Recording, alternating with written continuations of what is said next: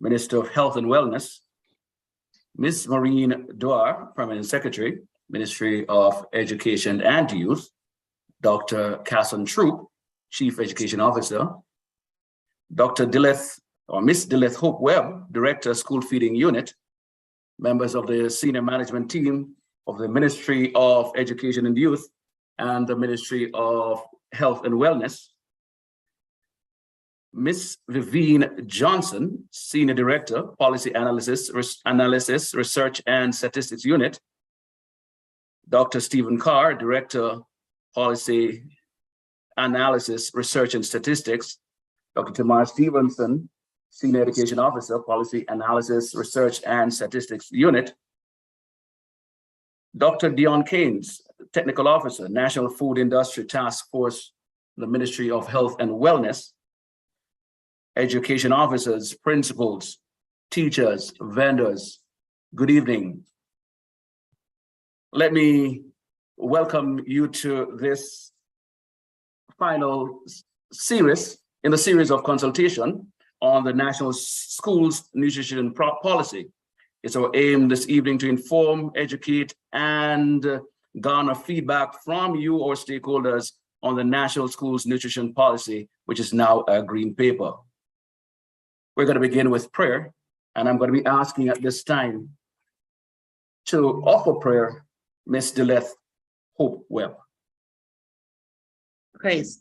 Thank you, Mr. Williams. Let us pray. Father, we just want to give you thanks for this evening. We thank you for your goodness, your mercies, your love, and your grace. We thank you for the Ministry of Education, the Ministry of Health and Wellness, and all the ministries, but more so this evening that we can gather here to discuss our National School Nutrition Policy, now a green paper. We thank you, Lord, for the achievement that we have made so far. And therefore, Heavenly Father, as we come this afternoon, we pray, Lord, that there will be understanding, that there will be togetherness as it relates to our concessionaires and our vendors. Lord, when we think about the many things that are happening in our country as a result of obesity, as a result of people not eating properly, and oh God, the implication it has on our economy. As we come this evening, Father, we pray for your divine intervention, that this will be the step to change our nation, to change our people, that we will have children eating healthier and practicing better lifestyle. And Lord, therefore, it begins with the Ministry of Education and Youth. And therefore, we pray for your intervention and we invite your presence among us. In Jesus' name we pray. Amen. And amen.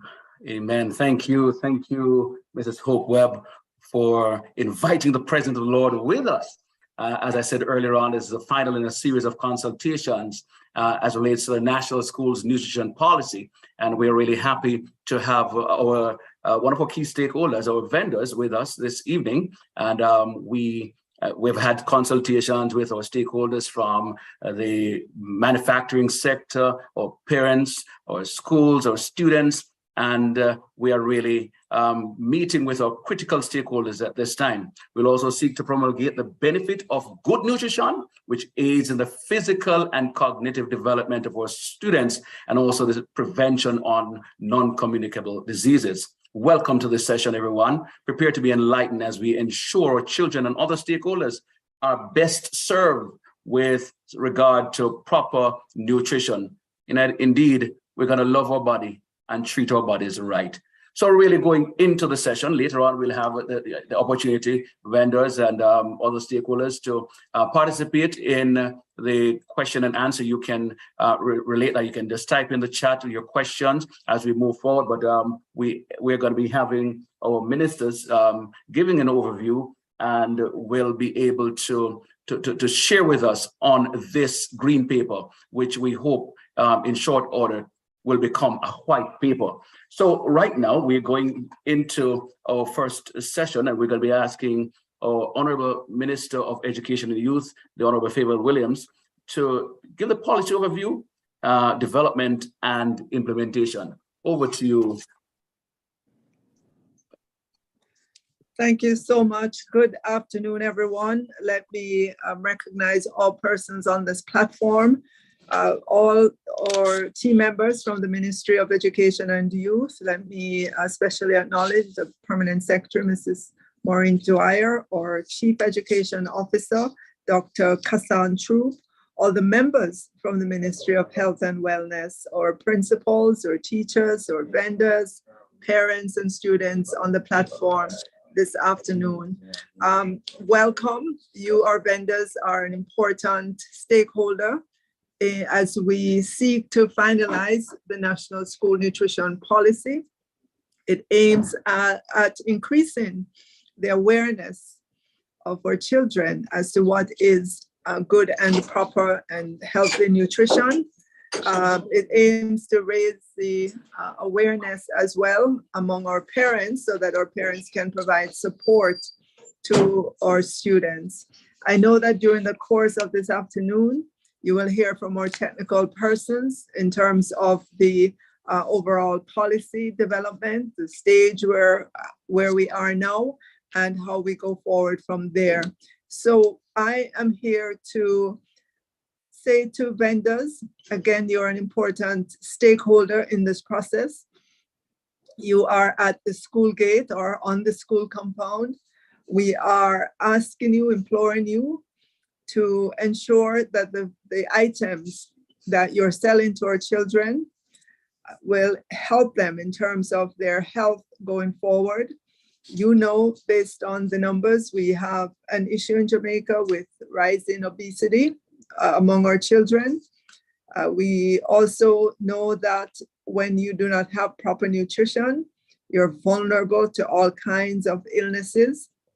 You're vulnerable to just having poor dental health as well. And we want our children to grow up knowing the information about their nutrition and being able to make the right choices.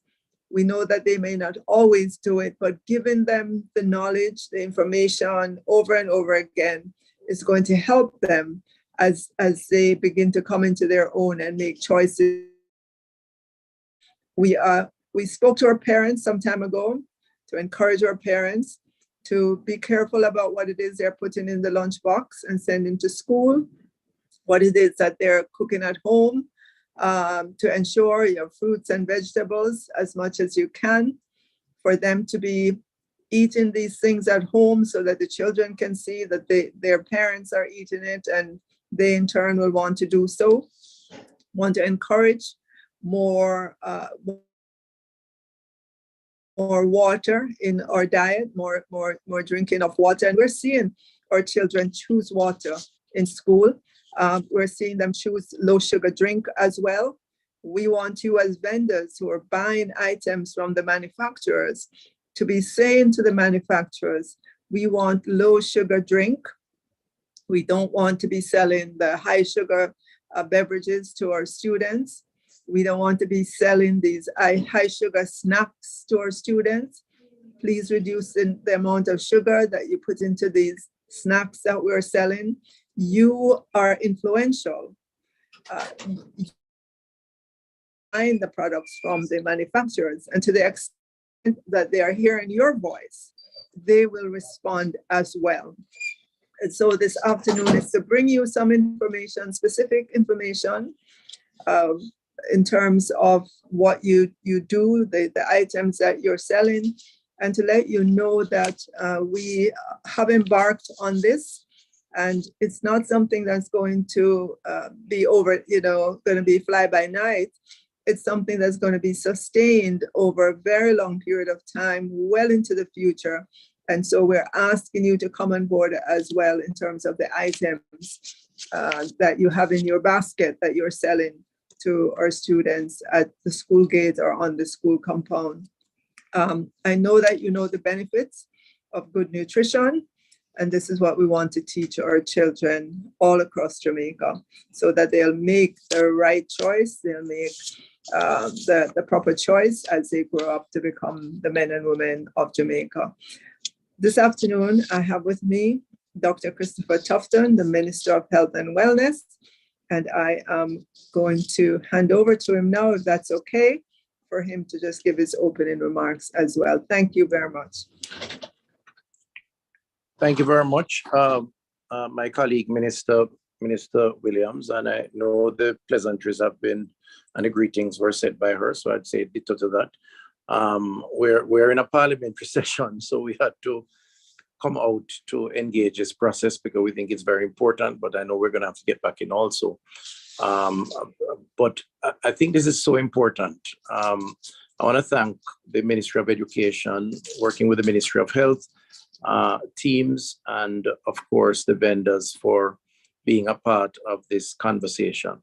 So Minister Williams has spoken about the policy, the green paper. It's a discussion paper, ultimately will lead to a final document.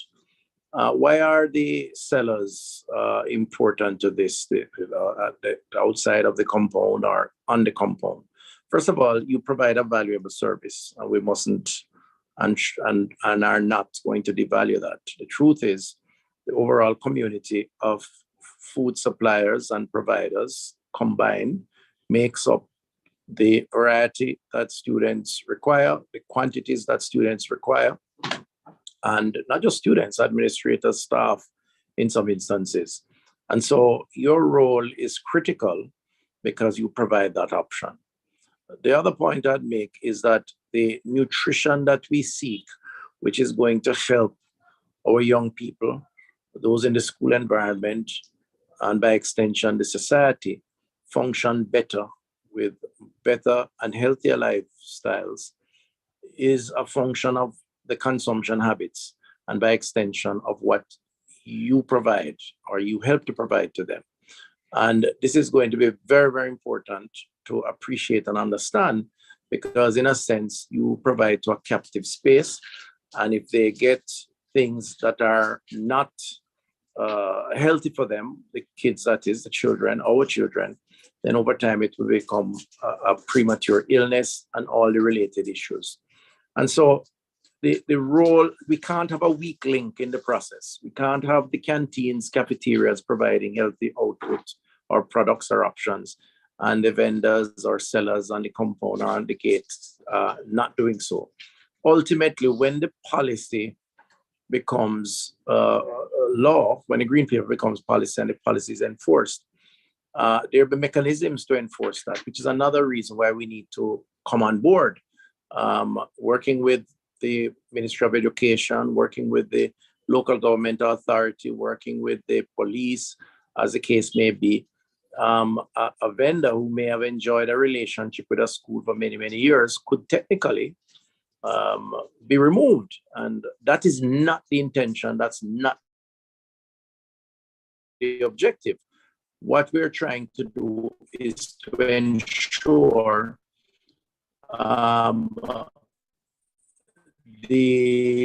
that we work together, and we work together where all play their part. Are there options out there to some of the things that you're selling? Yes, they are. We're also talking to manufacturers, taking the message that they need to supply the kind of balanced meal, the fruits. If you're cooking, then of course the nutrition applies to what you prepare.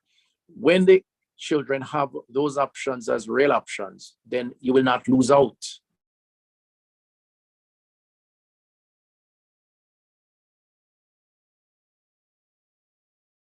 Time, we shouldn't allow them to demand from us things that are not supposed to be sold. It's going to take some transition, and I think that's a good thing because it means it's developing habits over time. We are prepared in public health to work with vendors, with sellers, as we are with the cafeterias, as we are with the manufacturers and the distributors, and work with the Ministry of Education to ensure that these standards are established. And as I said in closing, it's really about the future of our country. Many of us as sellers also have children that are in the school system, and we have to demand and want what's best for them. So I am weighing in on this to say you have the full support of the Ministry of Health and Wellness, both the Minister of Education, her team, our team. And we see you as partners, and we want to develop the relationship as partners so that we can work together to make it happen. And again, this is all in the interest of our young people. So I'll hand over now to the moderator or chairperson. I'm not sure what the status is going back into the parliament, but if there is an immediate concern, we probably could raise it. But I think ultimately we will some of those issues and then we follow from there. But I hand back over to you now. And again, thank you for this opportunity. Thank you, Minister Tufton. I think we can. The fact that you're going back into Parliament, team, I think we could accommodate some questions. Whether you can do that through the chat. Just post it. We'll respond to it. We'll ask the ministers to respond to it in shorter 5 minutes. I don't know if that's all right with you, Minister Williams. Yeah, please go ahead. Okay. All right, so we have the permission from the minister for some questions. So if there are persons who want to ask a question, we'll give that opportunity at this time to do so via the chat. You can post your question, as I said, as we move along. Just post a question in the chat, and then we will follow through. So we're giving that opportunity right now. I am literally watching. All right. Hyundai, your hand is up. Could you be allowed to open the mic and ask a question now? Go ahead.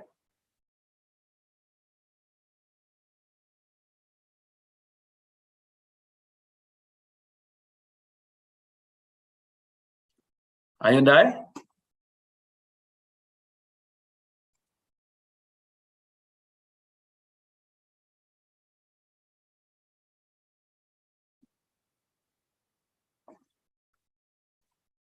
All right, we're trying to get that.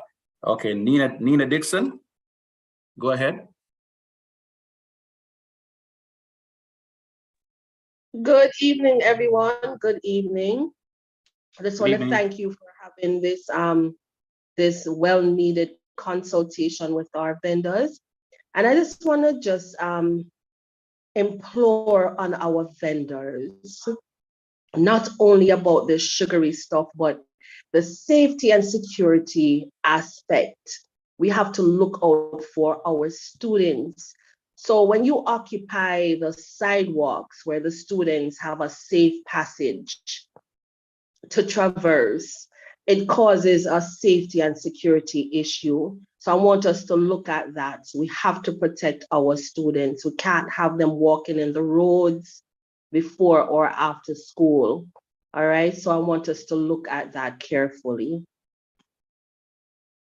Okay, thank you so much, Ms. Dixon.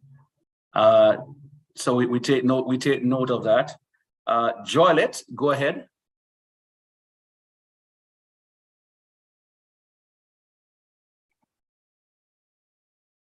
Joylet. Unmute and speak. All right, Joylet, not ready. Albion Mountain Primary.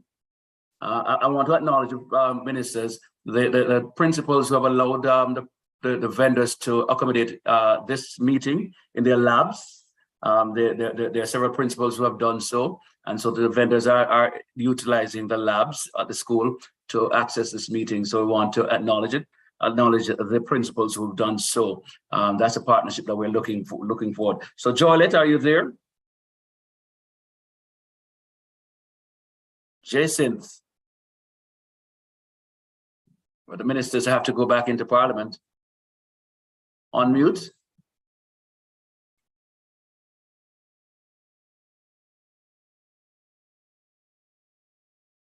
Jacinth.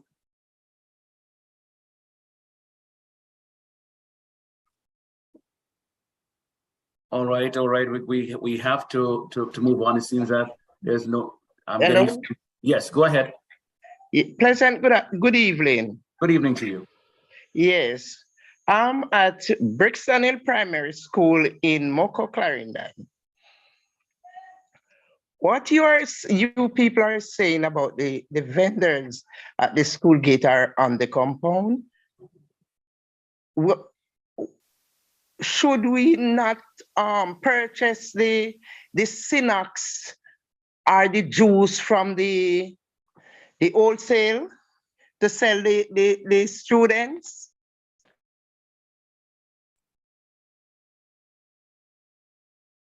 Minister?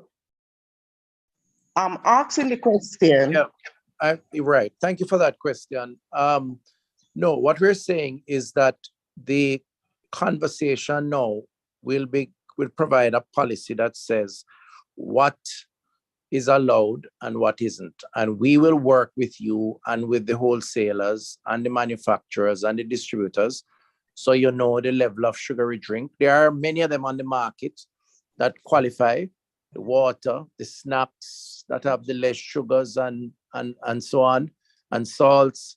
So we will provide and guide with a list of the products, and then you would know exactly what to purchase and what to access. So it's going to be a consultative process. What is important is that you understand the principle of trying to improve the nutritional value of the products you're selling to the children, so that they have a balanced menu of options, and therefore, live healthier lives within the school environment and beyond. So we will guide you. That's a short answer to the question. You'll be guided. A next question, Mr. Williams. These students in school now, what you really want to sell them, they don't want to buy it. They go somewhere else and buy whatsoever they feel like good for them, not good for them. So that's why we have to just pick here, pick there, because sometimes the business is slow for us because we're not selling what they want. We selling what good for them, but they're not buying it. So, and this is Minister Williams. In the beginning of this process, it is probably going to be a little bit difficult, because the children have grown up on high sugar drink and high sugar snack, high salty snacks, and so on. So it's going to, as Dr. Tufton said, it's a transition we're going through. And I point you back to the example we've had with water. Children are known not to like to drink water. They want to drink a sugary drink.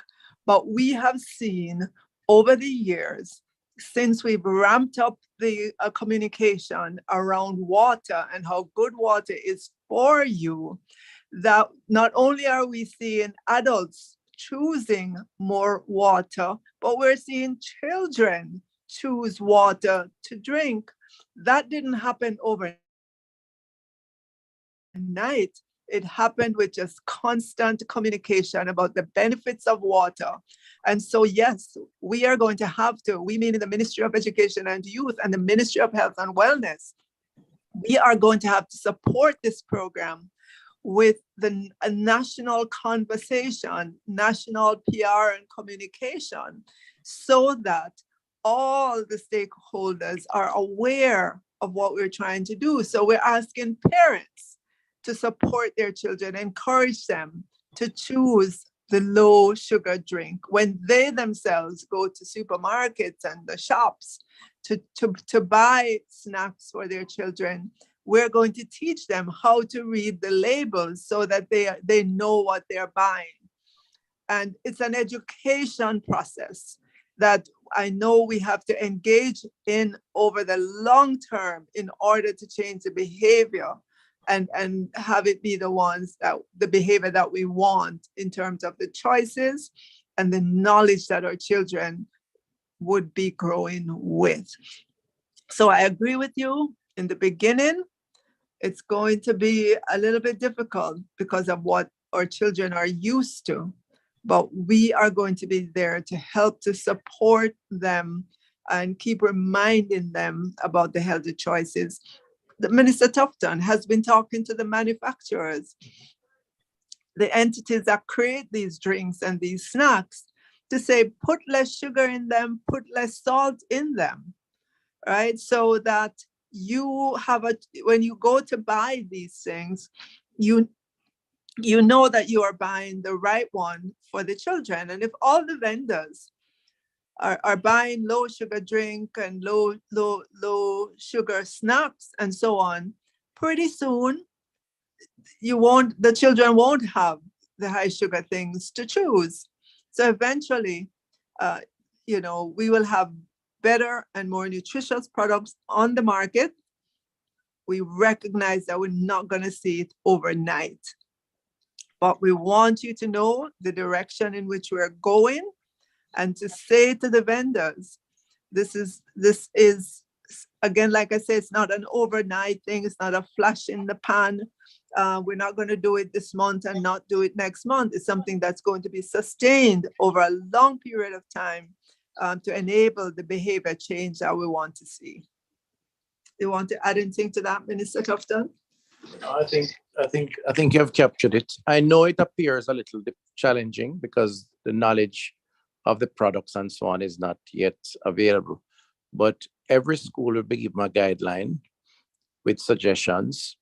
Many of those suggestions similar to the existing products that are being sold. And let me just say that manufacturers who are not currently meeting their criteria knows the importance of your work to sell their products. So they are going to adjust also to provide some of the very same branded products, but with less sugars, with less salts and so on. So it's going to work once we all join and apply the rule and work together. And we will work with you. Thank you, sir. Thank you. I got two more questions, persons who want to ask questions. And I know you'll have to go in, but Sister Paulette, one of our vendors, she wants to ask a question. Sister Paulette, unmute and ask the question. Good evening, Minister Tufton and Minister Favor Williams. I sell at the Ebony Grove High School, and I just want to find out if this meeting is to prepare us for what is to come. Could you repeat? Yeah. Good night, good evening, Minister Tufton and Minister Favor Williams. I just wanted to find out if this meeting is to prepare us of what is to come. The meeting is to prepare us. Yes, the meeting is a meeting to sensitize you to say, this is where we're headed, but we want your feedback also as to what you think is the best approach.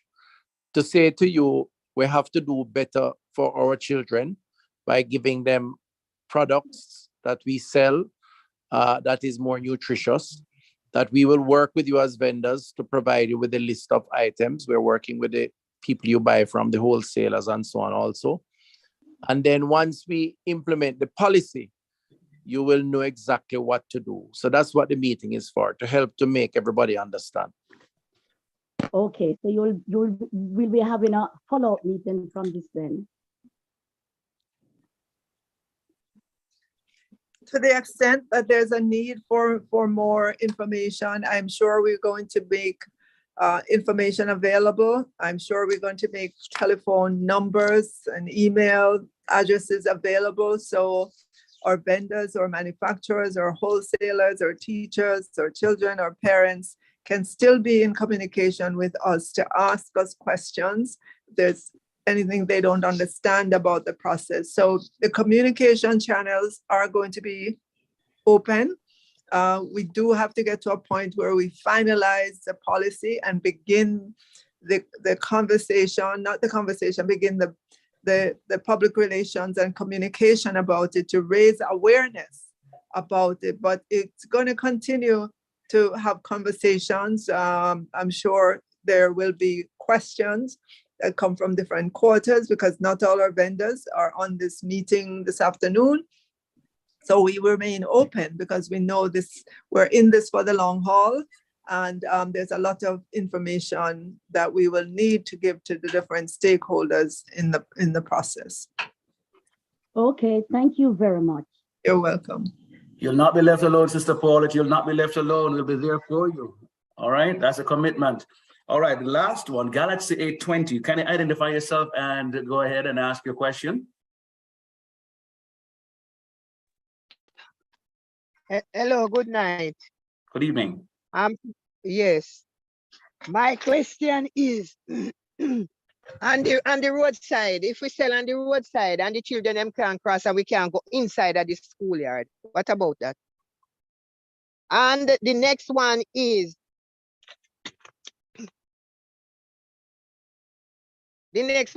when we buy what minister want us to buy and the children them don't buy it, or we survive. And the candy man, what about the candy man selling the candy? Okay, I'll take the first one in terms of, you're saying if you are at a location and the children can't cross to come to you, what happens? Again, the safety and security of our children is paramount. I would expect that our school leaders on the ground would be aware of where the vendors are located, would be aware of the safety issues at the school level. You can't give a blanket answer to the question, but that is what I would expect, that if there are vendors at the school gate, whether on the side of the school or on the opposite side, that there is heightened concern for the safety and security of the children, knowing that, and they might not always pay attention to when they're crossing the street and so on. So that is going to be a real issue, and something that we look to our principals or vice principals or teachers on the ground to ensure that our children are safe as they purchase items from the vendors at the school gates. Do you think we can go in the schoolyard to sell because the principal is us out back? Right. Well, I'm gonna leave that question for the technical people at the Ministry of Education and Youth. I wouldn't want to say a yes or no on this call, because I'm sure each situation is different and it's going to depend on the school and so on. So that's a question when it's opened up to others on the platform to answer, that they could answer that. And again, your second question about what you buy, it relates to what somebody asked earlier. In time, what you're going to be buying will be low sugar, low salt drinks and snacks, because that is what the manufacturers, the people who make these things, are going to be producing. We are in conversation as the Ministry of Education and Youth and as the Ministry of Health and Wellness, talking to the manufacturers, the Lasco, the Wisinco, the people who make the drinks, telling them that this policy is coming. We're going to enforce it, and we're asking them to come on board to produce the items that you, the vendors, will buy and make available to our children. I know that there are many low sugar, good tasting drinks on the market already that our children drink. They're doing it now. One of our companies, National Nutrition Products Limited, they distribute low sugar drink into our school, and I can tell you, none of those drinks are returned to them. The children like the low sugar drink. They're delicious, they're refreshing, and you're going to see more of them on the shelves of the wholesale where you purchase your goods in time. That is all that will be available to the children. And I'm sure over time, there'll be a phasing out of the high sugar and high sugar drink and high sugar snacks sold to our children and so on. Again, I don't expect that it's going to happen overnight. It's going to be a massive education that's required of everyone, including our children. But I am comforted by the fact that when I look back over the last several years, when we began the conversation about water, about drinking water, the common knowledge at the time was that children are never going to buy water. They're never going to drink water. But we're seeing them buy water. We're seeing them drink water. We're seeing parents put water in their lunch bag if they bring a lunch bag to school. We're seeing the children choose water. Right. And so I am comforted by that if we continue to ensure that we put the information out there and we have the important stakeholders, such as the people who make the items and the people who buy the items to sell. If we have you on board, I know that we can turn the corner on this conversation about nutrition in schools and having better and more nutritious products in schools. And I think what we are seeing also is a whole matter of the water days in schools, Minister, and the fruit days are happening more and more in a lot of schools across the nation. Absolutely, absolutely. I think our children just want to see the adults eat the product or drink the product, and they will come on board. Initially, they may not like it, but you keep introducing it to them, and in time, they will come to like it. Think about your own childhood, things you didn't like. After a while, you begin to like them. So that's what we're saying. And we're saying to the vendors, we recognize that this is a transition and it's going to take some time. We're not going to just bring down the the curtains or whatever you will.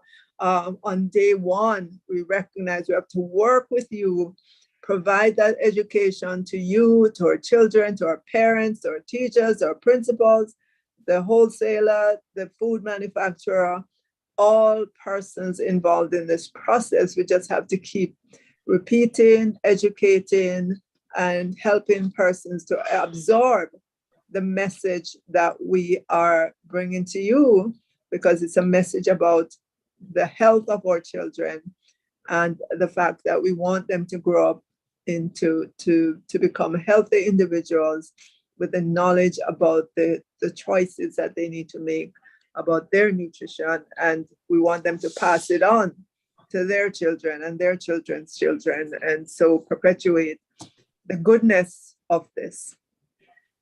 Thank you so much, Minister Williams. Wonderful. And Dr. Tufton, you're saying? Okay. I see Elisa Craig is saying. Just my closing remarks to say that I really appreciate those who have attended this forum, the sellers, because they are very important to the process, and they've taken time to be a part of this. I just want to reassure them that we're going to work together and ensure that their livelihood is preserved, because that is always going to be a concern, and understandably so. And myself, the Minister of Education, will work with our respective teams to partner with them. So no need to fear. Once we work together and coordinate together, it will work out. Thank you very much. And thank you so much. Thank you so much. Minister Williams, any final word from you? All right. Ditto to what Minister Tufton said, that we hope that the vendors are getting the message, that we are asking them to come on board, to work with us. And yes, we know that they're a little bit fearful right now in terms of what's going to happen. But again, we are assuring you that this is a transition. It is not something overnight. We'd love for it to happen, but we know that's not how things happen. We know that's not how change happens. But again, we're going to make sure that the wholesalers and the food manufacturers, food and drink manufacturers, are on board as well, and they are producing the products that you are going to buy and be reselling to our children. Dr. Tufton told you that the Ministry of Health and Wellness will be providing a list of products, will be educating all of us about what's in these products, how we know that it's the right product to be buying. And we're going to ensure that everyone gets educated on this, in particular the parents, so that they can encourage their children at home and provide the support there as well, and not just depend on the school and what happens at the school. So it's for the benefit of all of us in terms of our health and nutrition. We know that if we don't do it, we'll be prone to all kinds of illnesses, end up in the hospital and so on. So we're trying to live healthier lives. And this is one of the ways to do that. And as Dr. Tufton said, and I concur, we'd love to hear from you as well in terms of how this will be implemented, what you're seeing, your concerns and so on, so we can address them. Thank you so much. Thank you so much to Minister Favor Williams and Dr. Honorable Christopher Tufton for taking time out of your schedule. You're in Parliament. You head out to speak with the vendors in this important discussion, this discussion on the whole matter of nutrition for our children, and ensuring that our children are best served. Not only our children, but our stakeholders, people, family, or parents are best served, and we don't have non-communicable disease and all those sedentary lifestyles, diseases that we have out there that we just try to avoid. And so thank you so much for coming on and being part of this session. It's not over yet, vendors, it's not over yet. We have more information for you, and we want to share them with you. Just want to thank at this time the UNICEF for sponsoring this whole consultations that we've been having with various groups, manufacturers, the parents, the students, and the vendors. So I want to big up, yes, the UNICEF for coming on board and ensuring. Seeing a lot of things in the chat, persons are saying that they're having water day at school. At Mitchell's High School, we have water fruit day. And we're seeing other persons at the McNey All Age School, we have water day and fruit day once a week. At Bethesda Primary in St. Thomas, we will. All right, they're asking a question. We're going to ask this question later on, no problem. We're coming down. Right now, we're going into another presentation, and we have Dr. Timar Stevenson, Senior Education Officer, Policy Analysis, Research and the Statistics Unit from the Ministry of Education and Youth, who will be sharing at this time. So help me welcome Dr. Stevenson.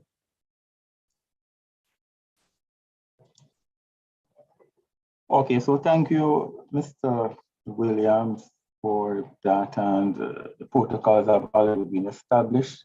I will jump straight into this presentation. So what I'm going to be talking about this evening is the policy itself and some of the ideas that would have been critical to the actual development of this document, which is now a green paper. So the National School Nutrition Policy, and the mission really is one wherein we want to promote quality and cost-effective nutritional and wellness services to all our children in the various educational facilities, which automatically, is geared towards improving their learning and their well-being, because the research has shown that there is a direct correlation between the food that you eat and your overall well-being. So that's really the rationale behind this mission. Now, in terms of the purpose and the scope of the nutrition policy has a number of areas, but three of the critical areas is: one, we want to ensure that we reduce cases of obesity among children by 2030. And why 2030? Because Jamaica's National Development Plan has clear indicators that are also in keeping with Sustainable Development Goal 3 and Sustainable Development Goal 4 in terms of nutrition as well as quality education.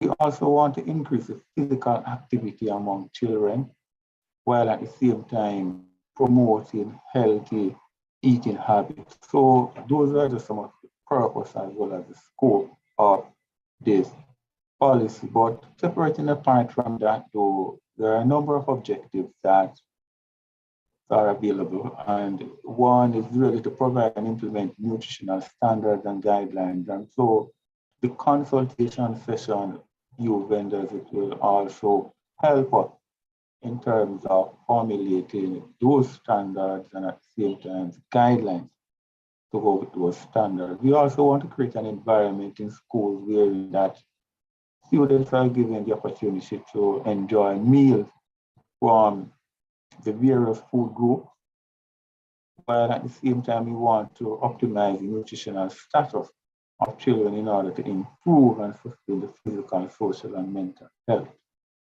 of them.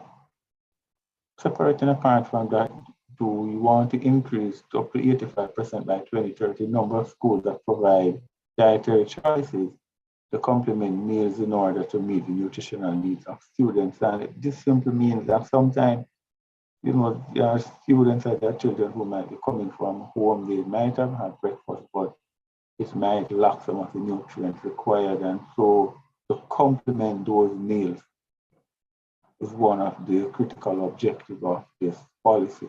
We also want to increase the 85% by 2025, the number of schools that provide mandatory opportunities for physical activity at all grade levels.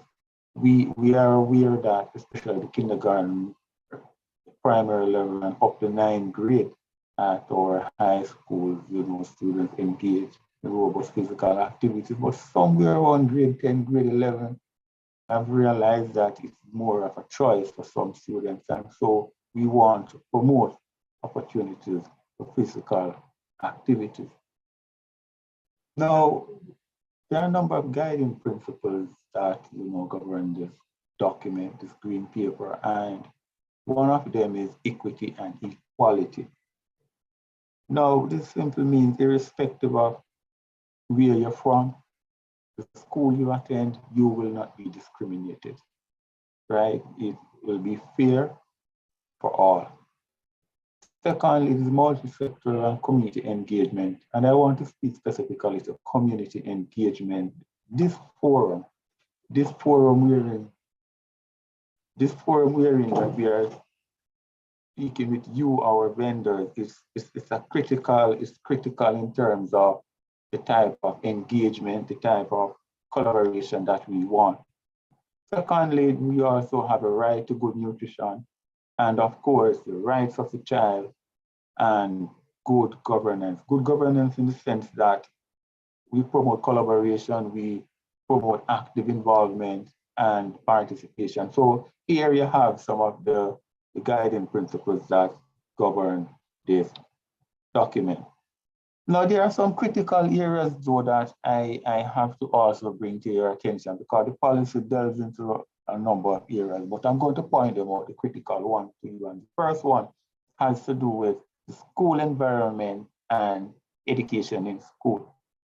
And the first point there, wherein that we are going to unhealthy food and drink will be prohibited within the 200-meter zones of the school. And I think this is something that is very critical. This is something, you know, as vendors, you have to pay keen attention to. And if you have questions around this, so unhealthy food and drink will be prohibited within a 200-meter zone of the school.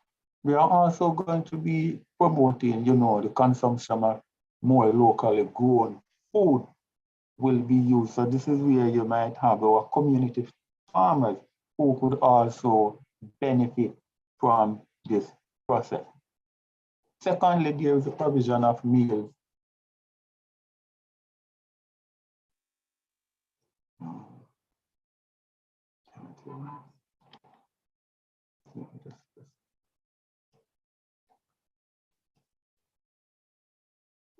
Dr. Stevenson?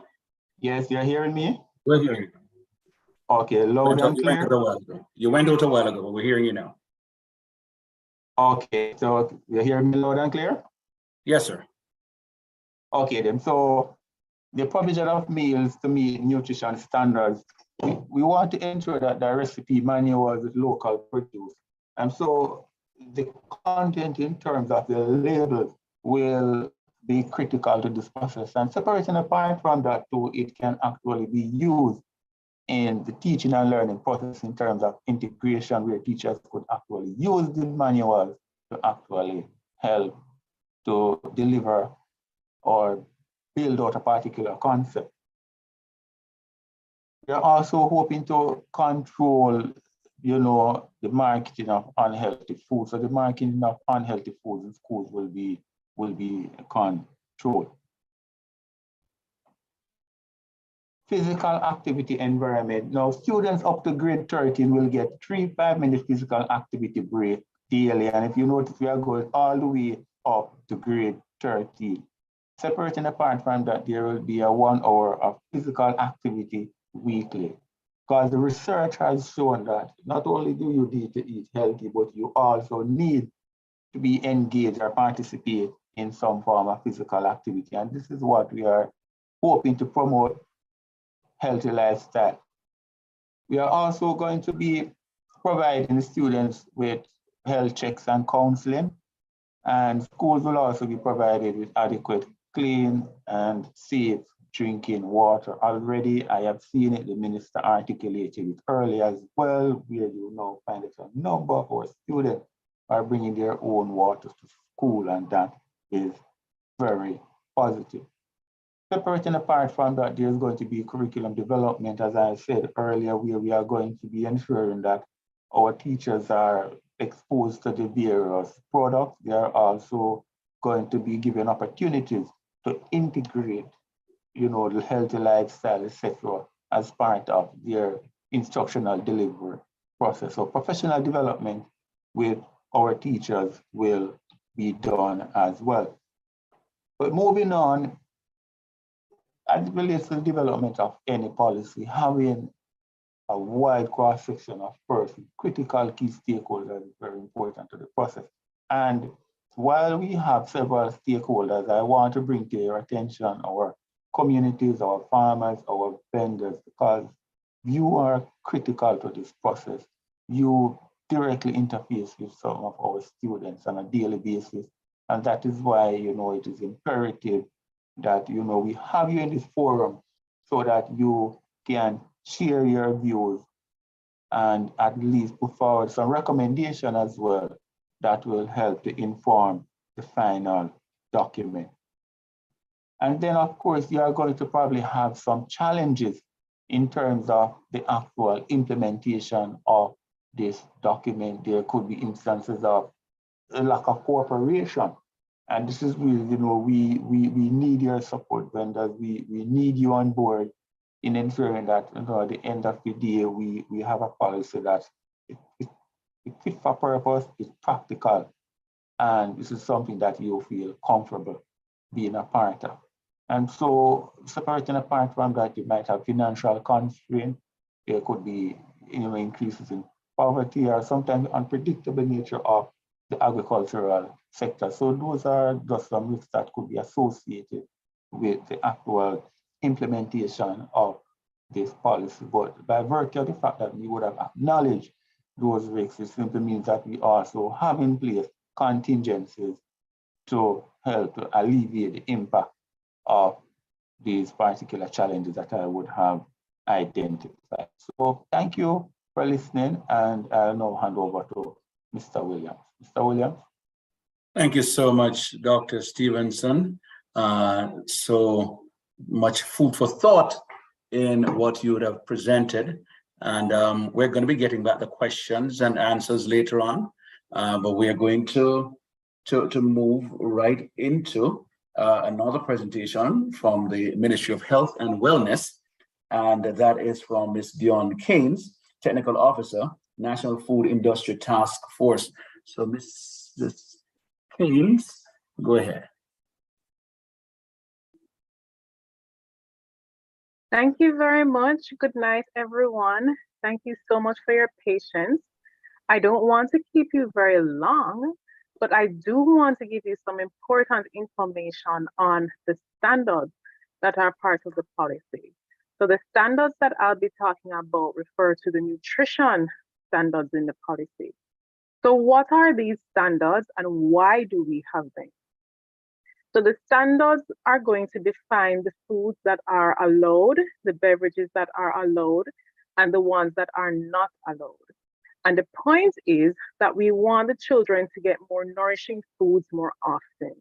So instead of all the time having high fat, high salt, high sugar, we want to replace those foods with more nutritious foods and also make sure that the foods that they are getting have a better nutrient quality to just help them to grow and develop better.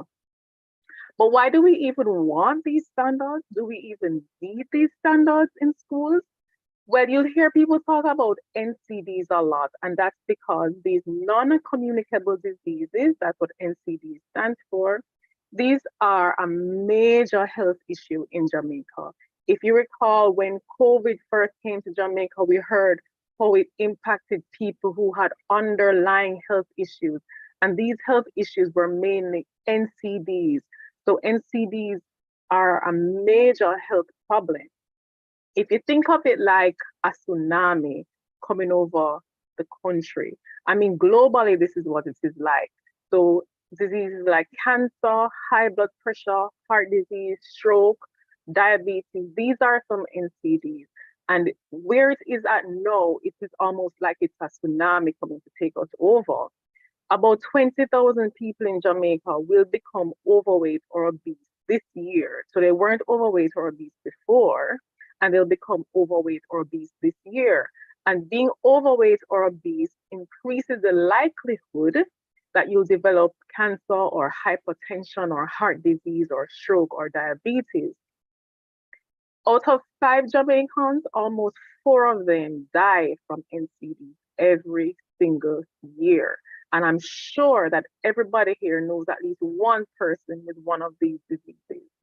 If we think about how much it costs, the time away from work, or the cost to treat these diseases, the medication, hospitalization, and so on, we did a little study in 2017, and we saw that in 15 years, Jamaica would have lost about $77 billion in treating just a few of these NCDs. And we know that our country could do a lot with that 77 billion if we didn't have to spend it on disease. We have a lot of things that we would want to spend that money on. So we really want to decrease the number of people who will get NCDs. So you know some of them already, but are they really a problem? So I just want to give you an idea of how common these NCDs are and some of the effects that they have, because we want to give you an idea of what we're trying to avoid, things that we don't want to happen to the children. So for high blood pressure, just imagine that each circle on this screen represents a person. So there are 30 people. So think about 30 people that you know, and imagine that you and these 30 people are in the room. Think out of this 30 would have high blood pressure. You can put it in the chat. How many do you think out of 30 people, this is a survey we took in 2017 of Jamaicans aged 15 to 17 years old. Put it in the chat. How many you think had high blood pressure? Nobody is guessing? 25, okay. 20, okay. Remember, this is out of 30. Well, I'm going to tell you, in 2017, that was about, it was 31% of people. So that would be about 9 people. So your numbers were a little high, but if we don't change how we're doing things, they can get there. And so some of the complications of high blood pressure, you can get heart failure, lose your eyesight, sexual dysfunction, kidney disease. We want to prevent these things from happening. What about diabetes? Out of the 30 people, how many you think in 2017 had diabetes? You can put it in the chat. 10, okay, 10 out of 30, 12, 15, that's about 50%. Wow, I see you're thinking, you're thinking. Well, in 2017, it was really 8% of persons, so that would be about 3. And some of the effects of diabetes, I'm sure that you've seen some people with diabetes and they don't treat it and then they have to amputate a limb. Some people go blind. They can even have kidney damage and then can even go on to get a stroke just because of the damage that diabetes does to the body. What about high cholesterol? We hear about high cholesterol a lot of times. Foods that have too much of the bad fats in them and we can develop high cholesterol. Out of the 30, how many you think have high cholesterol?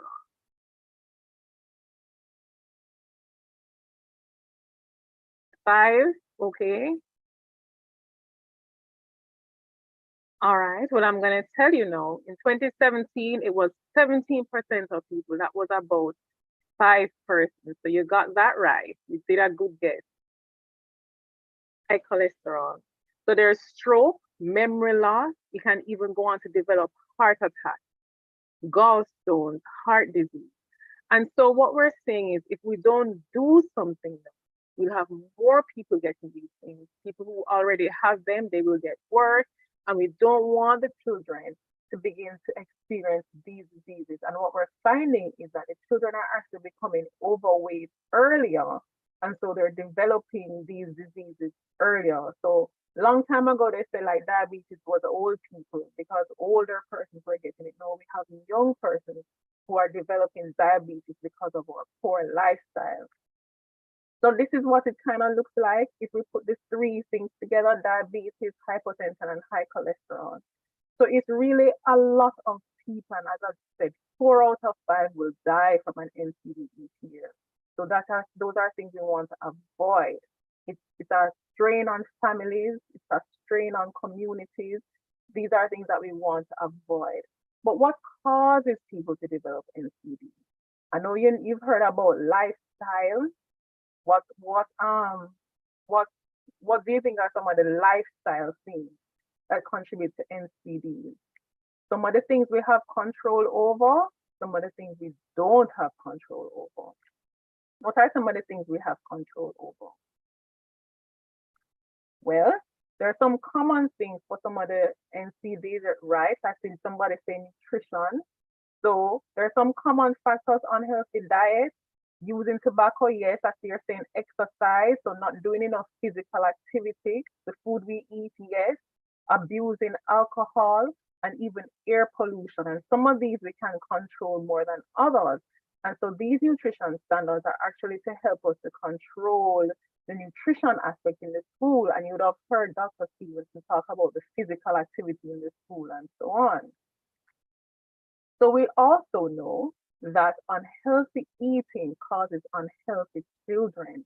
And as you heard before, vendors are a very important part of the system that provides food to the children. And they spend so much time at school, which is one of the reasons why we're focused on the school environment and trying to make it a healthy school environment. So what exactly are the standards going to look like when they are enforced?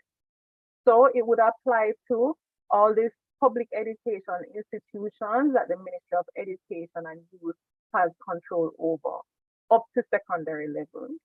And it will apply on the school compound, and we're also proposing within 200 meters of the school compound.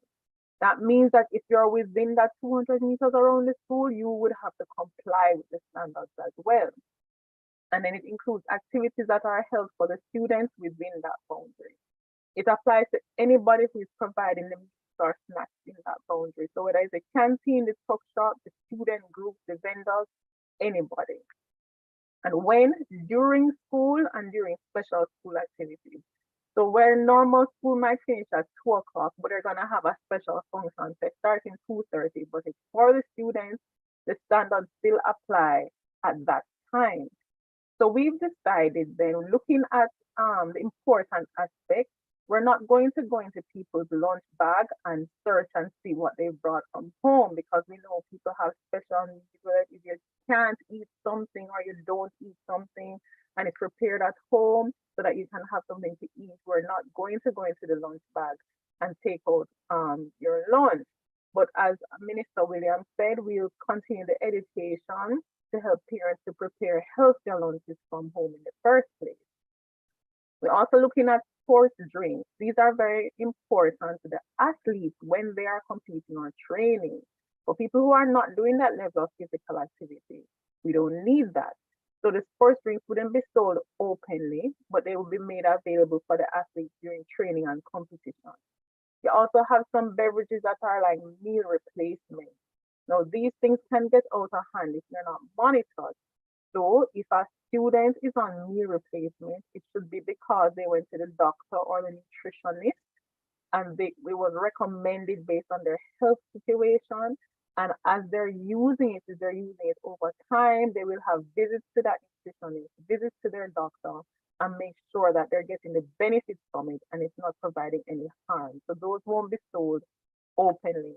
We also talk about cultural food. We know we have Jamaica Day where we want to showcase like gizzada, blue draws, drops, all those things that we would call them high sugar foods, or we might have some high fat foods that are our cultural foods. So we don't want the children to miss out on culture. So on those special commemorative days, we will allow those kinds of cultural foods to be given at school. The standards also look at the cooked lunches. So we're currently proposing 2 sizes. And we're saying because lunch might be one of 3 meals, it must provide a third of the calories that the students will need. And we wanted to provide a substantial amount of vitamin C and iron. We're saying about 50% because we have a problem with anemia in Jamaica. We also want to ensure that they have access to plant-based proteins because we know that those help to improve health as well. And water must be available at meal time. So we don't want any students to go without something to drink, and we're promoting water because water has substantial benefits over and above a sweetened beverage or a sugary beverage. So just a summary here that shows the sizes of what would be in the lunches. So the small one has about 3 ounces of meat or meat substitute, and the substitute would be like peas and beans. And the lard would have about 4 ounces. And we've also prescribed how much fats and oils should be in the meal. And so we have 1 cup of vegetable in each meal because we know our vegetable consumption is very, very low. There's a recipe manual, and these are some examples from the recipe manual. There's a meatless stew peas, white rice, and steamed cabbage. There's tofu fried rice, curry goat, and rice and gungo peas with vegetables. So it's a variety of foods that would be in this menu because variety helps to boost the nutritional value of the meal. So we don't want every day the same thing. We want the students to have variety. Where it pertains the packaged snacks now, most of the snacks on the market now have too much salt, they have too much sugar, they have too much fat, they have artificial sweeteners. And so we could say about 90% of them, if we use a strict standard, would not be allowed in the school. And that's why it's important the discussions we're having with the manufacturers. Manufacturers have already started reducing salt and sugar and fat in products. Some of them used to have it advertised saying reduce fat or reduce salt or whatever. Because all around the world, this is what the world is doing, trying to make these foods a little healthier. So it's not impossible, and they are working. And as we say, it's not an overnight thing. And we will work with you to provide a list of the compliance things, the things that you would be able to sell in the school. So we are urging the manufacturers to either they're going to make new products or the ones they have, they reformulate them to cut down on the salt, the sugar, the fat, and so on. For the beverages, I hope that you all already know about the interim guidelines for beverages. You probably hear about this ban on sugar, but it's not really a ban on sugar. We're just reducing the amount of sugar in the beverages. So we will keep those. So next year, the amount of sugar limit is going to drop again to 2.5 grams per 100 ml. So any beverage that is not sweetened is allowed. So plain water, plain milk, something like 100% juice. They know you can blend up fruits and vegetables and don't add any other sweetener. Those are allowed. You have 100% juices on the market. you have water that is flavored, but there's no sugar. So sometimes it's flavored with like lemongrass or it's flavored with cucumber or whatever, but there's no sugar. Those things are allowed. But once it is sweetened, it has to have less than 2.5 grams of sugar per 100 ml. And we do have a list that we're sharing. That list can be updated. So your schools already have a copy of that list. So you can make contact with the schools for that beverage list. You don't know what it looks like. So we have the name of the beverage and we have the people who sell the beverage. So you can make the contact. High caffeine beverages, we will not allow because caffeine is not good for children. And we already spoke about the sports drinks and the meal replacement drinks. I get in there. I won't keep you too much longer. So you also heard Dr. Stevenson talk about marketing. So sometimes some of these companies, they'll sponsor a building or they sponsor a sports team or they sponsor like a breakfast program, or they might even sponsor a stall where they give you an umbrella or a stall and you see their brand all over it. Now, if that brand is a brand for something high fat, high salt, high sugar, then that type of sponsorship would not be allowed. What we're saying to the companies is if you have a healthy product, for example, if you have a brand of water, you can use that brand to sponsor whatever it is you're sponsoring, as long as that brand is associated with something healthy. What we don't want to do is advertise unhealthy things and promote it to the children. So that type of marketing would not be allowed within, on the school and within that 200-meter radius. So you're here today, important to this process. Do you think that the school environment should be controlled to make it a healthier place for students to spend their time? Remember, they spend most of their time at school. So do you think it should be controlled? And why do you think it should be controlled, or why not? And how do you think it should be controlled? We already have Jamaica moved in schools, and I saw many schools in the chat saying that they have that. So they have their fruit day, water day, physical activity breaks, they have the in-time guidelines for beverages, and I know they have some health checks from time to time. So we have Jamaica moved in schools already. This is like a step up now to make it more official and just make it a little bit tighter. Vendors are very important in the health of school children. Vendors have a lot of power to influence what children eat and drink. So we are here now asking you to help us to make the school a healthy place. We're saying you're not going to lose. You sell the healthier options. So even from now, before anything is instituted, some of you may cook or you make sandwiches and that kind of thing. So from now, you can gradually start to cut down on the amount of butter that you're using, the amount of salt that you're using, the amount of sugar that you're using, cut down on the amount of fried foods and so on. So from now, you can start to do that. And you know, when we change things gradually, it's less shocking. So probably if you cut it down little by little by little, by the time the standards come in, you would be in compliance and the students didn't even notice because they did it so gradually. So you can start from now to do that.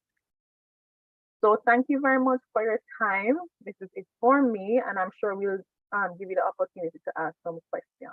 Thank you. Thank you, Ms. Keynes. Thank you so much for the thorough presentation to us as relates to the whole matter of standards. And earlier on, you'd have heard from Dr. Tamar Stevenson. Now, I think it's time for us to engage. I like the way you closed. You are important, vendors are important stakeholders, and you want vendors, and we want vendors to help us to make the school a healthy place. And so we want you to come on board. We're having this consultation because we want you to come on board and being able to offer to our students, offer to our stakeholders within our schools, the best products as it relates to ensuring that they're healthy. And so we're going into the questions. I'm going into the chat. Earlier on, I saw Felicia, and I'm trying to find some questions that were asked earlier on. Felicia would have ended with you, and so I'm going to start with you for Dr. Stevenson. Dr. Stevenson, Felicia is asking, when she says, when I went to school, we had milk, but now Path and nutrition products is bag juice. I'm at a loss and confused because there's a lot of mixed messages. You want to go ahead? Go ahead, Dr. Stevens. Well, thank you for that, Mr. Williams. And I too remember while going to primary school, we would have had been exposed to what the person just said. But the reality of the situation, though, is that things have changed. The research has shown that there's a direct correlation between what you eat, what you consume, and its implication on your health. And so this policy really is to ensure that we have a robust framework in place that will, at the end of the day, allow our children to be in a healthy and safe environment. One wherein that we are going to be promoting more physical activities, one wherein that we are going to be promoting the consumption of healthier food, one wherein that we are going to ensure that we have a broad cross-section of stakeholders on board. And so this form part of the consultation, this form part of the ongoing public education in ensuring that we have a policy that is fit for purpose. Thank you so much, sir. Thank you so much. Genevieve Campbell on Zoom, she asked a question, Ms. Keynes, regarding the list. You mentioned a list and of things that the minister did too that are appropriate to sell, the vendors. When will this list be ready, and when will they get this list? Who want to take on that one? I can answer. So for the list, currently we have a list of compliant beverages, because what we have in place now is the interim guidelines for beverages in schools. So we ask the manufacturers to send us at the Ministry of Health information on their beverages. We just check it, see if the beverages are compliant. So we have a list that we'll update periodically. So the Ministry of Education has this list already, and I think they sent it out to the schools in late August. They had sent it to the schools. So the schools are supposed to have that list. The list is going to be updated again before January. So in December, the list will be updated again, and it will be sent to Ministry of Education, and they will send out that updated list to the school so you can prepare for January. So the list is already available. If you cannot get it from the school, let me put my information in the chat, and you can contact me to get that list if you don't get it from the school. So I'm going to put my email address in the chat so you can contact me regarding the interim guidelines for beverages. So when the standards are in place, what we're thinking, since this works for the beverages, we can probably do something similar for the snacks. So the packaged things, we can probably do something similar. So we don't have a list for that yet because the standards are not approved by cabinet or anything at this point. It's still in the discussion phase. And that's why we're having this consultation, because we really want to ensure that the green paper that is now become policy. And I think that's what you're waiting on also. Sharon Bennett and Albion Mountain Primary, they're agreeing. It says, yes, it should be controlled because this is where the children spend most of their waking hours. I'm thinking they're talking about the fact that whatever it goes into the school should be controlled, somewhat controlled, because the children spend a lot of their waking hours in the school itself. All right, going through the chat first. All right, I'm seeing you sending. All right, so just to check persons, there anyone asking question? Is there time to ask question? Let's spend some minute. Nelson, over to you. Open your mic and ask the question. Nelson.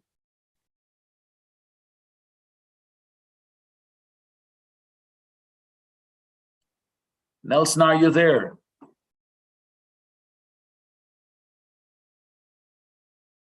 Oh, remember, no dead air. So, Mrs. Esperance, on mute.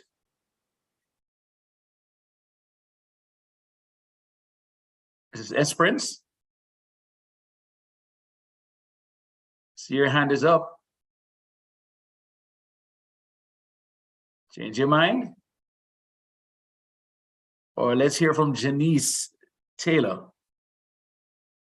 Janice Taylor, you have a question?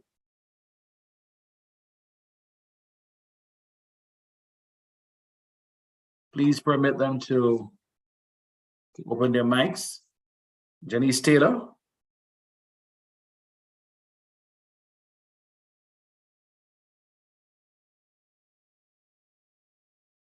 All right, we're not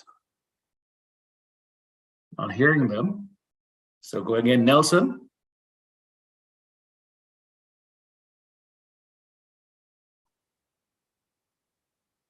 Nelson.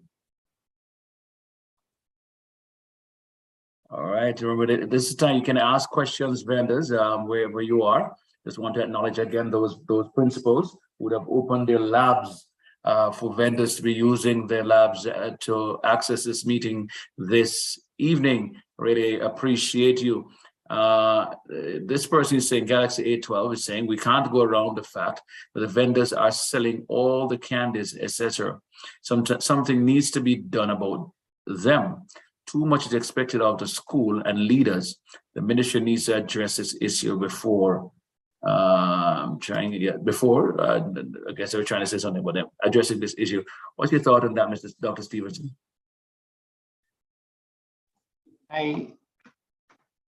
This type of setting is one where, having the vendors in this forum, it really create the opportunity for them to share their concerns, to really ensure that the approach that is taken and the one that we have been using is one that is collaborative. It's one that's participatory, and a huge part of this implementation of this document is public education. The minister would have spoken earlier in terms of the PR aspect of it, and that is something that we are going to ensure that at the end of the day, the stakeholders, the critical stakeholders, understand the process. And I do understand in terms of the expectation of the school leaders, but at the end of the day, it's a collaborative effort. The school leaders have their part to play, the vendors have their part to play, the school community have their part to play, and us here at the ministry have our part to play. And this public-private partnership is also critical in ensuring that all key stakeholders understand their role, understand their responsibility in this process. And as you said earlier on, it's a collaborative effort, and we're here just to consult with our vendors. We want to hear from you. We're giving you an opportunity to raise your concern. I know many of you are concerned. Maybe your questions, the same questions you're thinking of, other persons may have asked already. But if you have your question, this is the time to ask it. Raise your hand. I'm still seeing the three hands up. That's Janice, Nelson, Janice, and Esperance. I'm still giving you an opportunity to unmute your mic and ask a question before we close. So let's hear from you. That's what we're asking.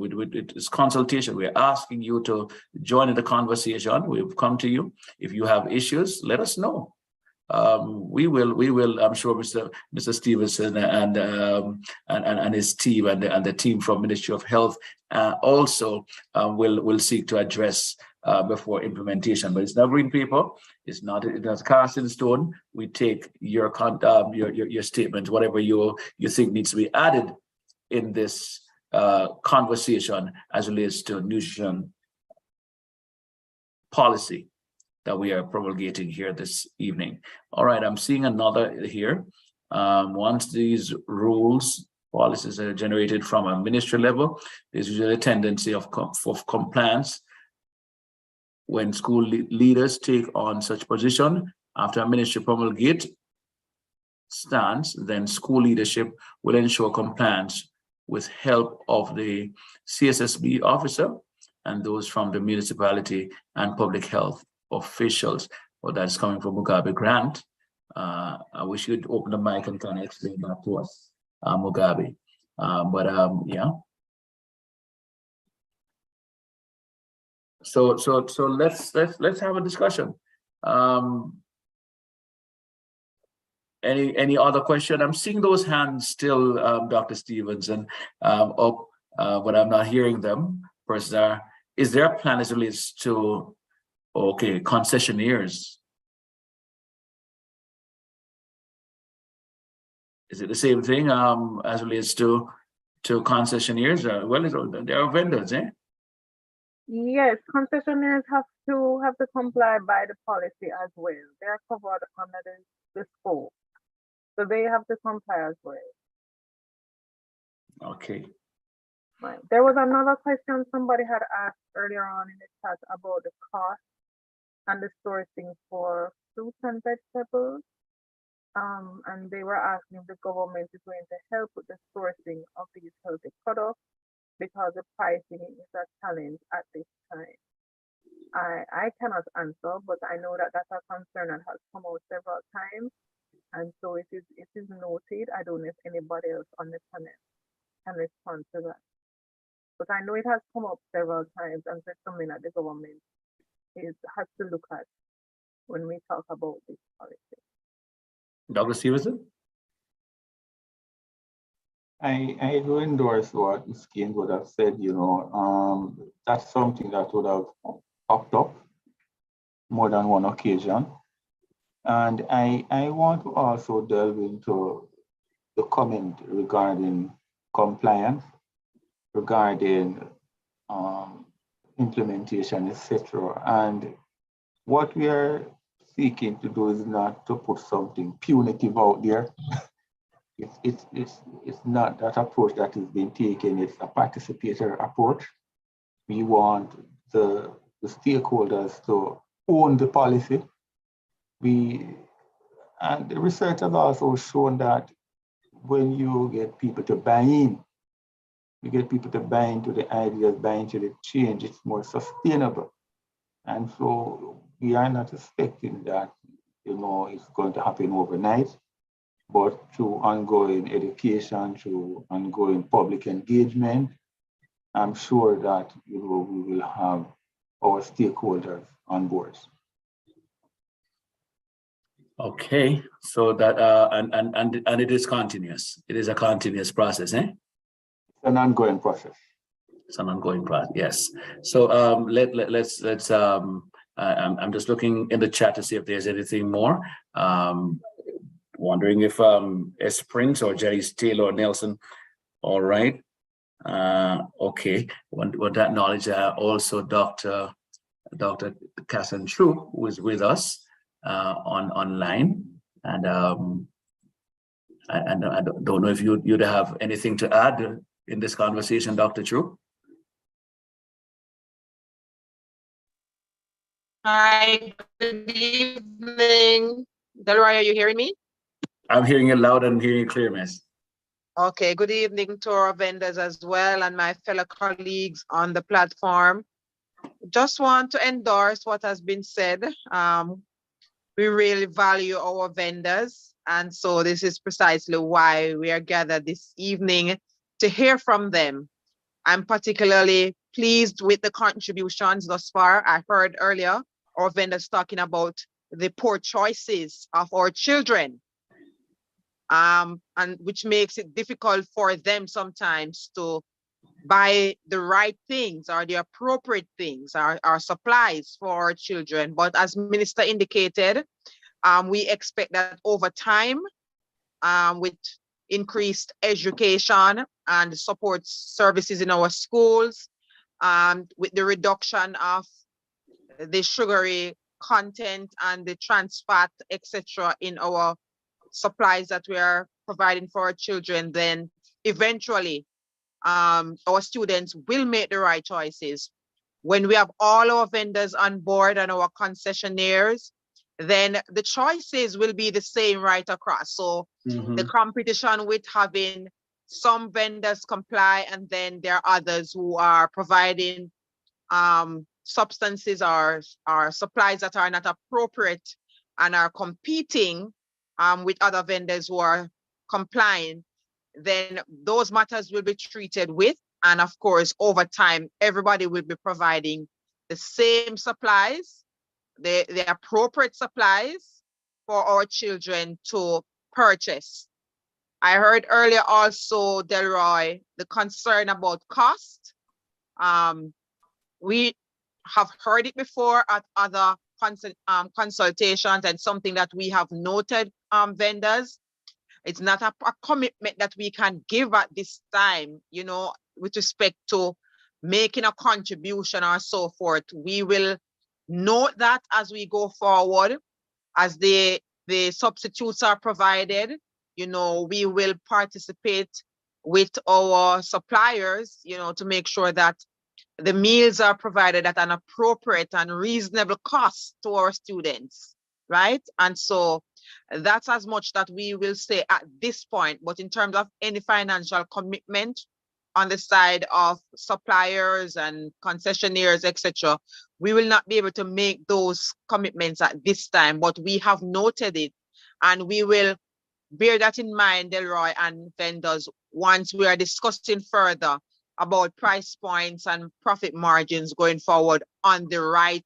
supplies for our students. The most important thing now is to get this policy in place, to build the awareness of our vendors, and to have all stakeholders on board as we all work together to make sure that our students are safe, our children are provided for, you know, that they are healthy, and that the projected demands on the health system will be highly reduced once we are making appropriate decisions for our own health and wealth.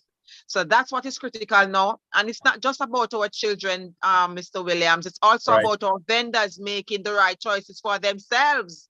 You know, they're also a part of this, and we want them to be healthy too, and making the right choices for their families, because they do have children attending our schools, you know. And so it's about all of us, all hands on deck.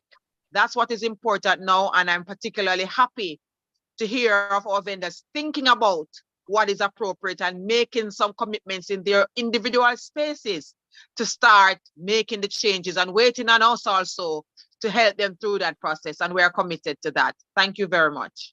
Thank you so much, Dr. Troop. And here's a good news coming from, you just mentioned the whole matter of the buying. Mary says, good evening, my name is Marie, and I'm a vendor at a school, and I love and care for the children, teachers, principals, and everyone that is a part of the school body. And because I want to keep my livelihood, I will comply and not sell candies if it means I can continue earning a living. Isn't that what we want to hear? Excellent, excellent. You're leading the charge right there. And I know once you start, Marie, in your small space, others will come on board. Thank you very much. Well said. And here's another one. Marlene says, good evening, everyone. I don't have a problem complying, but as long as you provide me with the right product.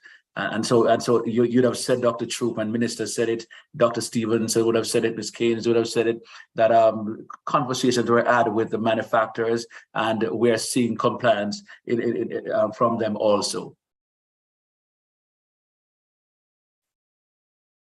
All right, so Janelle says, I agree. So there are so many comments coming in, but thank you so much, Dr. Troop, for highlighting that, and for concurring with what has been said through the ministers and also through our presenters this evening.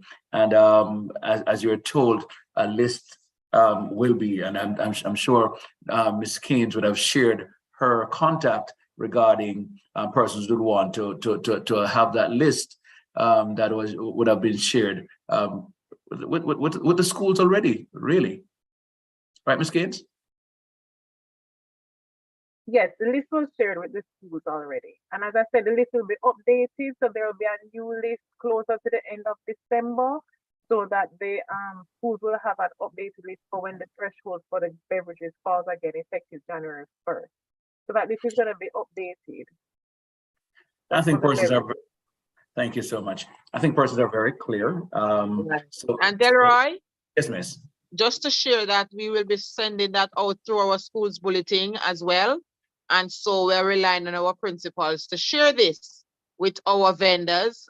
It will be on our website, you know, and we will try to get into bite sizes for WhatsApp circulation. Awesome. Thank you so much. And that's a commitment, vendors. That's a commitment. And when it's been given, we also will let the principal know that they need to give you a copy of that list, because you all need it. We are partnering. We're partnering to ensure that our students, our stakeholders, you're best served as we seek to ensure that we have a healthy, not only a healthy young population, but a healthy nation. Remember, Jamaica is a place to grow, live, work, and raise our families. That's the 2030 vision, and that's what we really want to do. So I'm seeing nothing more. Genevieve says, I'm willing to comply with it when it's ready. Start now, Genevieve. There are some things that we need to do now, and so we needed to start now, right, Dr. Stevenson? That's so correct. I like the attitude. I like the approach. We all have to take ownership. We have a part to play. And therefore, this is the type of positive energy that, I endorse, and I'm looking forward to continuing with our vendors and the school community as well. Okay. So I'm gonna give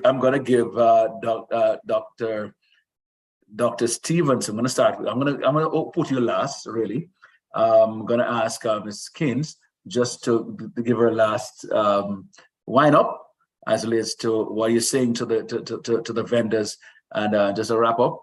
And Dr. Troop, may I put you on the spot also to ask you just to give your last statement? I'm just happy that you're here. And then Dr. Stevenson will just wrap that up and with the vendors. Just before you do so though, partnership is key, and this can only lead to a betterment for our children and a healthier nation. We can do this together. I like the attitude, really and truly. Mugabe Grant, I'm loving the attitude.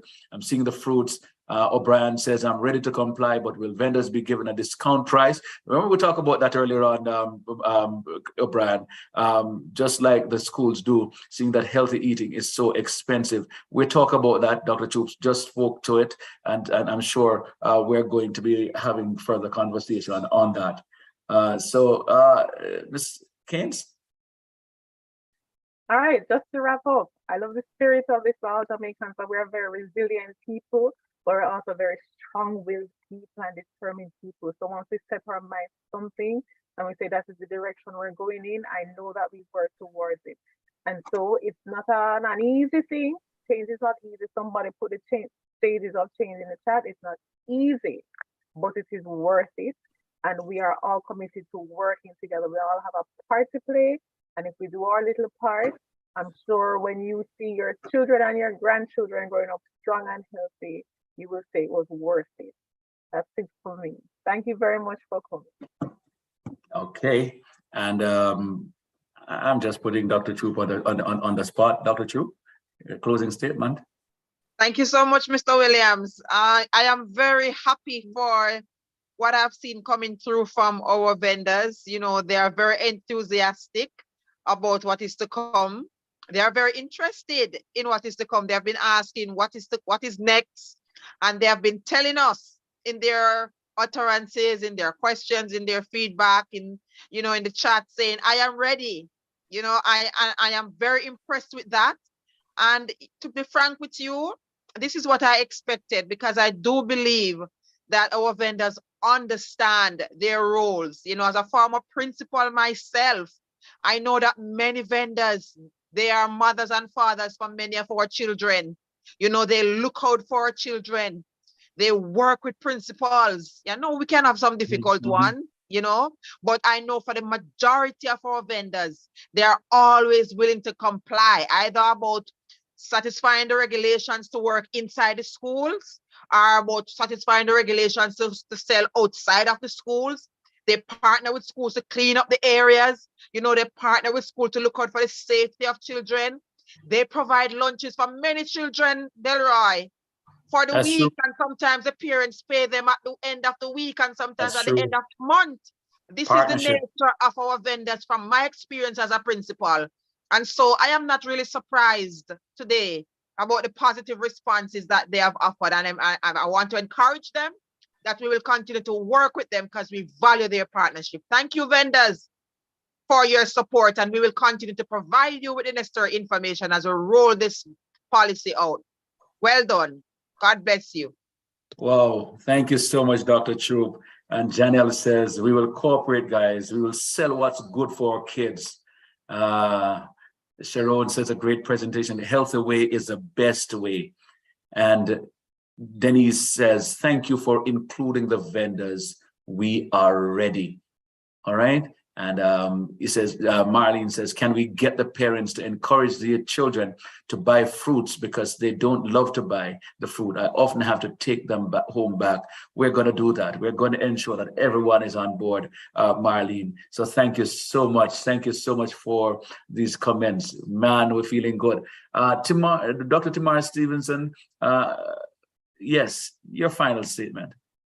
I endorse what you would have said, Mr. Williams and my colleague. I like the vibes. To answer Marlene's question in terms of the parent, we would have had consultation, including school administrator, parents, students, because we do believe that, you know, it requires a collaborative approach. It requires that collaboration. We want you to be a part of the process. We want you to own the process. And so I really must commend our vendors, the ideas that you would have put forward. The next step for us is that we are going to be looking at all the comments that we would have received from the various stakeholder groups, and then we are going to be updating the current document that we have in ensuring that we capture the critical points as well. And we also want to ensure that we have a document that is feasible, is fit for purpose, and it's practical to our society, to our context as a nation. So thank you very much, vendors, and back over to you, Mr. Williams. And so Yes. vendors, we want your feedback. Somebody's saying? Yes, and just before you go, I would just need to have my, little input.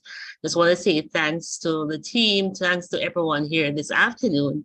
And just to add that the policy is on the ministry's website. So for the concessionaires and the vendors, you can go on the website of the Ministry of Education and Youth or the Ministry of Health and Wellness, and you will see the policy. We invite your feedback as well. So we need to hear from you. All right, so you can find the policy there. Thank you all, and you have been a wonderful team this evening. Thanks for listening, and we look forward towards that partnership. Great vote of thanks. Thank you so much, Mrs. Hope Webb. Just to say though, in the chat, you'll see a link to feedback. We need your feedback. We need your feedback for this meeting. There's a link there. Just go in, click on the link, and provide us feedback on this session. Your feedback on this evening presentation of this policy is essential in the continuing process of finalizing this document. We welcome your comments, feedback using this questionnaire. There's a link there. Go there. Go there. It's under Giovanni Gavin, and so you're going to go there, click on the link, and make your contribution as relates to feedback.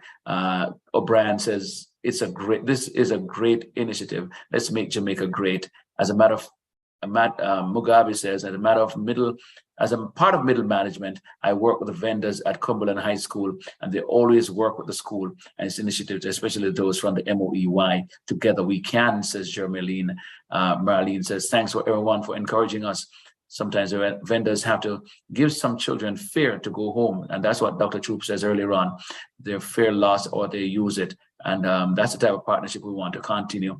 And so you'll be engaged. You'll be engaged, vendors. Thank you so much for everyone. Thank you.